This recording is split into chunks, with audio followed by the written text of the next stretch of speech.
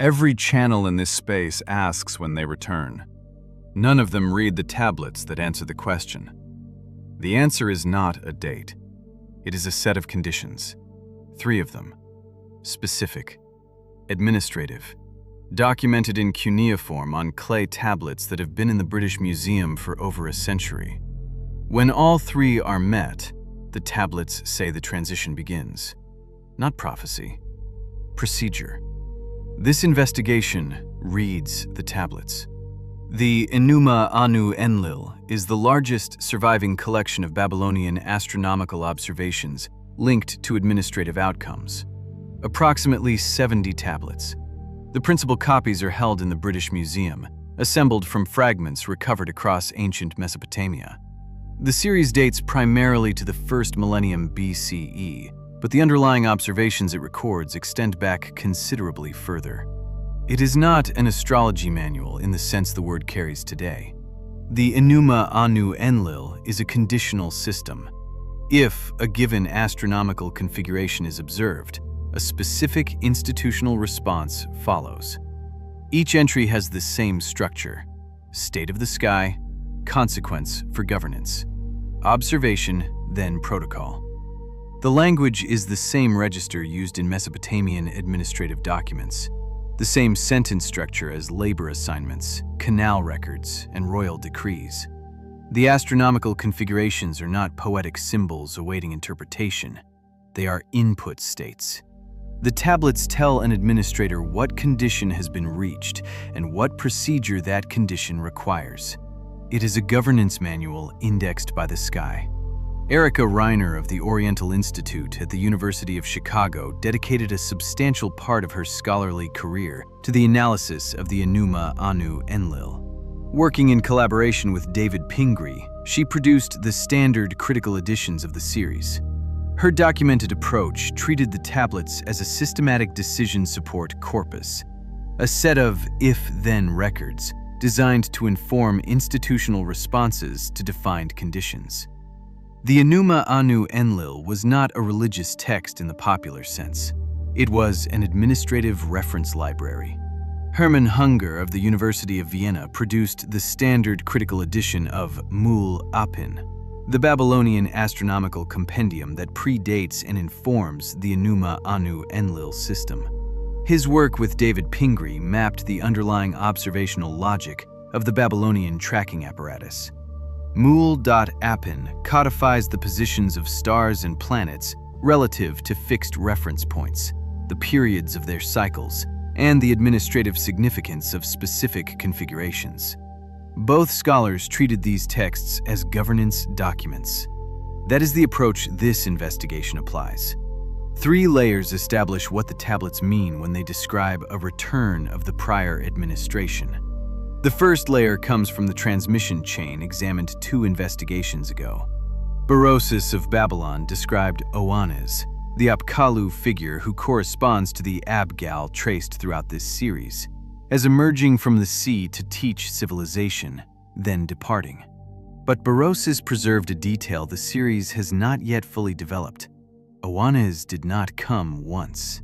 Berosus describes subsequent Apkallu-type figures appearing at intervals across different ages, each following the same pattern: emergence, transmission of knowledge and governance to the existing population, withdrawal. This is not the narrative of a unique event with a single return. It is a repeating protocol. Each appearance follows the same operational structure. Berosus, writing from temple archives that no longer exist, understood this as a cycle. The appearance of these figures at intervals determined by something other than the decisions of any human institution. The second layer comes from the king list. The phrase examined in the 6th investigation, after the flood swept over, kingship descended from heaven, uses descent language. Not rebuilding, not recovery, not continuity from survivors. Descent. The administrative arrangement arrived from outside the human system and was installed in the territory of the previous epoch's successor civilization. If this is a procedure, if the descent of kingship from heaven is the standard mechanism, by which a new administrative epoch is established, then it is repeatable. The king list does not describe the post-flood installation as a miracle. It describes it in the same matter-of-fact administrative register used for every other king and city in the list. One procedure among others. Standard protocol for transition between epochs. The series of astronomical omens includes entries describing conditions for changes of sharu, a term rendered as wind in some translations, but used in multiple contexts to describe a change of prevailing order, an epoch shift. The tablets do not describe what triggers such a shift in narrative terms. They describe it as a state, a set of conditions that, when concurrent, indicate that the institutional order has reached the boundary of its assigned period, and a new one is due. 3 independent transmission lines, Berossus, the king list, the Enuma Anu Enlil, all describe the return of the prior administration not as a miraculous singular event, but as the completion of a monitored cycle that activates a documented procedure. The first condition is astronomical. The previous 3 investigations established a mathematical framework, the precessional cycle of 25,920 years, the constant of 72 years per degree of precessional movement, and the use of these numbers in encoded form across the Sumerian king list and Berossus's 10-ruler sequence. The investigation placed the end of the antediluvian period, the last major administrative transition, at approximately 10,900 BCE.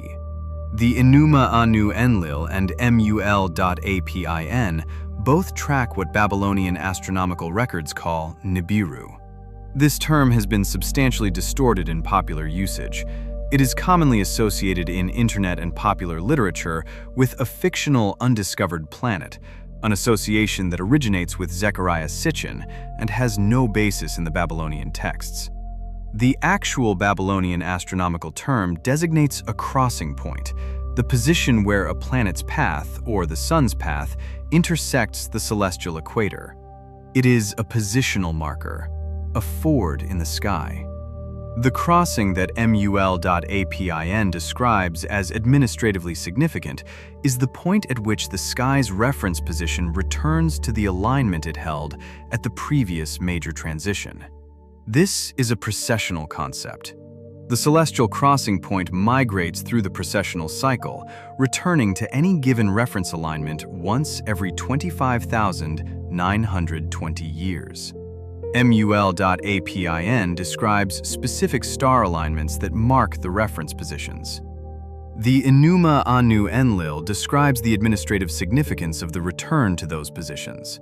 The first condition: when the crossing point returns to the alignment it held at the time of the previous major administrative transition, the astronomical condition for a new transition is met. Here is the arithmetic, using the framework established in this investigation. Last major transition, approximately 10,900 BCE. 1 full precessional cycle, 25,920 years. The next full return to the same position, 10,900 BCE plus 25,920 years equals approximately 15,020 CE. That is a full cycle, 1 complete transit. The midpoint of the cycle, where the crossing point is at maximum distance from its starting position, is at 10,900 BCE plus 12,960 years, approximately 2060 CE. The tablets describe the midpoint, the halfway position of the precessional crossing, as the condition marker. Not the return to the exact original position, but the crossing of the halfway threshold that signals the transition is entering its preparation phase. The astronomical condition is active in the window surrounding 2060 CE. Precessional systems operate in windows measured in decades or centuries, not precise years. That window opened at approximately 2000 CE. It is currently open. This is the narrator's arithmetic, derived from the mathematical framework established in previous investigations. It is not an established scholarly consensus position. It is what the numbers from the king list, combined with the processional framework from Hamlet's Mill and the Enuma Anu Enlil's use of the Nibiru crossing point, produce when applied consistently. The second condition is administrative. The Babylonian dynastic chronicle is a historical text that records the succession of ruling dynasties from the earliest attested period through the Neo-Babylonian era. It belongs to a category of Mesopotamian administrative literature that tracked institutional continuity, the formal recognition of legitimate authority, the moments when succession succeeded and when it failed. The Enuma Anu Enlil entries describing changes of epoch include a condition rendered in Akkadian as Alum Iparish. Alum is city, the administrative unit, the organized settlement. Iparish is the third-person perfect of parashu, to separate, to dissolve, to become unable to maintain cohesion. This is not describing physical destruction. In Mesopotamian administrative idiom, there is a precise distinction. Alum iddu, the city was abandoned, refers to population departure. Alum iparish, the city has dissolved, refers to institutional collapse. The administrative structure has lost the capacity to function as a coherent unit. The city may be physically intact, its institutions no longer work. The scribes who wrote the dynastic chronicle and the Enuma Anu Enlil were trained in the same administrative vocabulary. They knew the difference between a city that was destroyed and a city whose institutions had dissolved. They used the word for institutional dissolution deliberately. The second condition is a systemic state, not a military event. It describes the moment when the administrative layer installed after the previous transition reaches a level of dysfunction that the tablets classify as critical, when the framework established at the beginning of the current epoch can no longer perform the functions it was designed to perform. The tablets define this condition without naming which institution or which civilization. The scope is the entire administered world, not any single political unit, and the tablets leave its assessment to the observer. They describe what the condition looks like. They do not automatically determine when it has been reached. That determination requires judgment. Two conditions, one astronomical, one administrative, both described in texts that have been in the British Museum for over a century. One analyzed by scholars of Babylonian astronomy, one analyzed by historians of ancient Near Eastern governance. Neither examined alongside the other. Together, they form the first two components of what the tablets describe as a transition protocol. The third is the condition no scholar has placed in this context before, because the third condition names something specific, a location, and a physical sign. That location is currently being excavated. The third condition is physical. The Enuma Anu Enlil series uses a phrase in its transition condition entries that renders in Akkadian as Pitu Sha Kili, the opening of what was sealed. Pitu is the infinitive of Petu, to open, to unseal. Kili is the genitive of Kilu, closure, sealed state, that which has been deliberately shut. The phrase describes not the natural erosion of a structure, but the deliberate opening of something that was deliberately sealed. In the context of the transition condition entries, this is not metaphor. It is a physical precondition. The tablets say, before the other conditions can be considered active, the sealed structures from the previous epoch must be in the process of being opened. The fifth and sixth investigations established that Göbekli Tepe was deliberately sealed, not destroyed, not abandoned, buried, carefully filled with rubble and soil while the stone enclosures were left structurally intact inside the fill. The burial was deliberate. The contents were preserved. The filling was the sealing. The tablets describe this. Not Göbekli Tepe by name, The tablets predate the site's excavation and were written by scribes who did not know its modern name.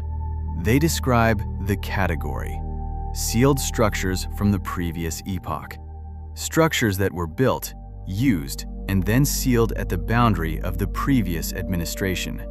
Göbekli Tepe is the best documented example of exactly that category. Construction dated to approximately 10,900 BCE. Deliberate burial at the same date. A structure built at the transition, sealed at the transition, preserved through the subsequent epoch. Klaus Schmidt of the German Archaeological Institute began systematic excavation of Göbekli Tepe in 1994. As of the present, approximately 5% of the site has been excavated. The remaining 95% remains sealed in the fill placed there at the end of the last epoch. The seal is being opened. The tablets do not say that opening Göbekli Tepe causes the transition to occur. They say that the opening of sealed structures from the previous epoch is one of 3 conditions that must be active before the transition protocol is initiated. Not a trigger, a precondition. A required state that must exist alongside the astronomical and administrative conditions. Since 1994, the physical condition has been in a state of progressive fulfillment. Survey archaeology across southeastern Turkey and northern Syria has identified multiple additional sites of comparable age and deliberate burial. The excavation of this category of structure is systematically underway across the territory of the previous epoch's operational zone. The reason these 3 conditions have never been examined together is not suppression. It is architecture. Each condition lives in a different academic discipline. The astronomical condition, the precessional window in the Enuma Anu Enlil and MUL.APIN, belongs to the history of ancient science and Babylonian astronomy. The administrative condition, the institutional dissolution language of the dynastic chronicle, belongs to ancient Near Eastern history. The physical condition, the deliberate burial and current excavation of Göbekli Tepe, belongs to prehistoric archaeology. Erika Reiner did not excavate prehistoric sites. Klaus Schmidt did not read the Enuma Anu Enlil. Assyriologists who edited the dynastic chronicle were not tracking precessional mathematics. Each scholar operated within the institutional structure of a single discipline. The synthesis falls in the gaps between all 3 simultaneously. It is not a suppressed question. It is a question that has never had an institutional home. No journal exists whose scope covers Babylonian astronomical omens, Near Eastern administrative history, and Neolithic site archaeology in the same issue. The question cannot be asked within any single existing structure. This investigation is not a peer-reviewed paper. It is a place where 3 lines of documented evidence have been placed in the same document for the first time. The reader assesses what that placement reveals. Large institutions use early warning systems built on multiple independent variables. No single variable signals a critical state alone. The system emits an alert only when a specified number of variables reach their threshold simultaneously. The simultaneous crossing of multiple thresholds is the signal that a qualitative transition, not incremental change but a categorical shift, is approaching. This is not prediction. It is pattern recognition applied to monitored data. It is governance architecture designed to give decision-makers enough lead time to prepare for a transition they cannot prevent, but can prepare for. The tablets describe exactly this architecture. 3 independent variables, 1 tracked in the sky, 1 tracked in institutional behavior, 1 tracked in the physical state of specific structures. None of them individually sufficient. All 3 in concurrent active state. The protocol is triggered. The redundancy in the design is intentional. The 3 conditions are encoded in different text types: astronomical omens, historical chronicles, physical condition entries, so that the system survives even if any one archive is lost. If the Enuma Anu Enlil were destroyed, The astronomical variable survives in mul.apin. If mul.apin were destroyed, the precessional framework survives in the king list encoding. The conditions are distributed precisely to prevent any single point of failure from taking the entire system down. Redundant systems are designed by people who expect them to be needed across a long period, not by people who expect circumstances to remain stable. The design of this monitoring system assumes that the texts carrying it will be damaged, lost, or misunderstood, and builds in the redundancy accordingly. 3 conditions. Their current status. The first condition, the astronomical window, is active. The precessional arithmetic from this investigation places the current period inside the window surrounding the midpoint of the cycle initiated at 10,900 BCE. The window opened at approximately 2000 CE. It is open now. The astronomical condition is the clearest of the 3. It depends on mathematics rather than interpretation. The second condition, the administrative dysfunction, is described in the tablets with enough specificity that the reader can assess it independently.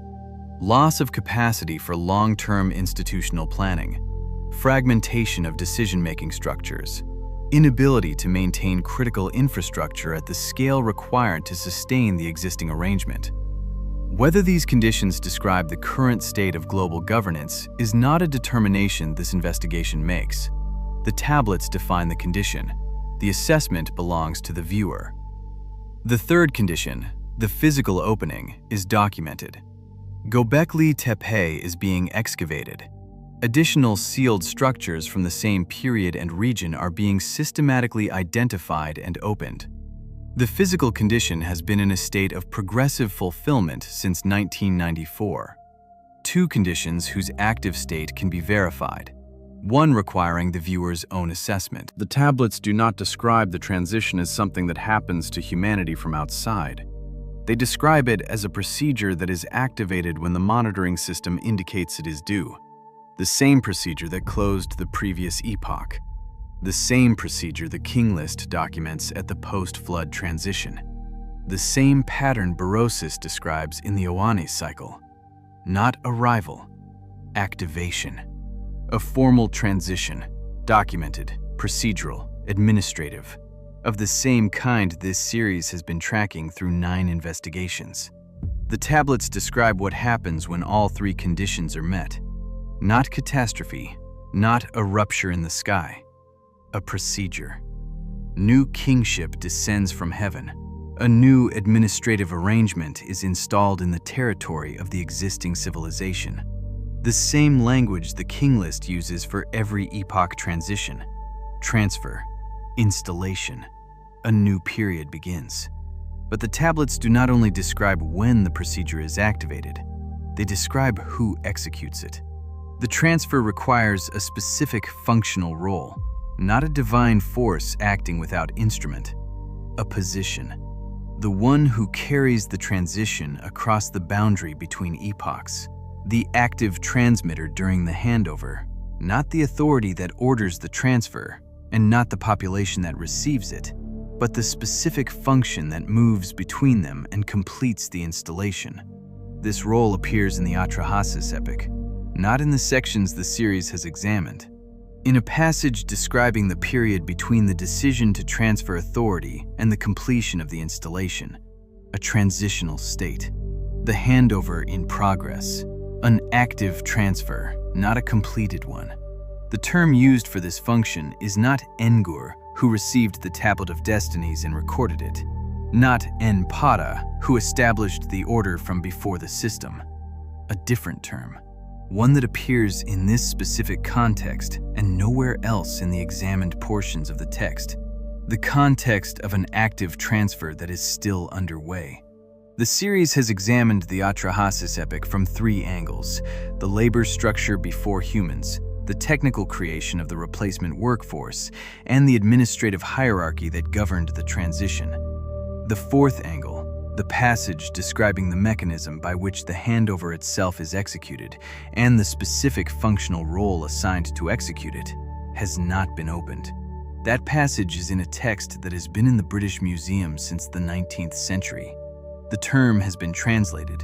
Its context has not been identified as significant. That is what the next investigation is for.